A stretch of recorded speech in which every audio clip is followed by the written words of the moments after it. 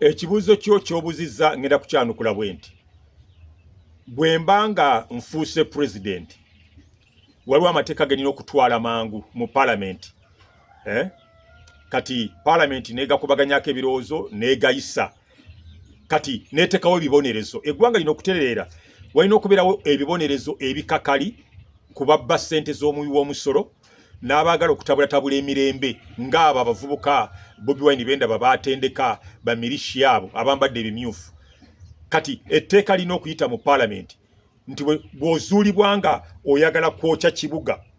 oyagala kuleeta wano ekitta abantu oyagala kutta abantu abawagira gavumenti oyagala kuwamba buyinza ng'etteeka weeriri mbuuza nti etteeka lisoma litya nti balina kuttibwa kati nga nsindika gunship helicopter ngebasulako bomu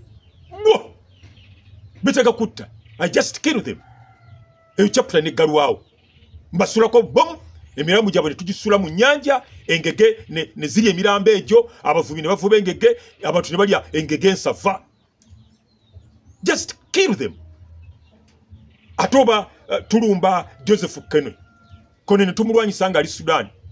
ne tulumba aba ADF ne tubalwanyisa nga bali Congo ate kati bana bali mu kibuga wakati nga betendeka bagala kusula government nga nze president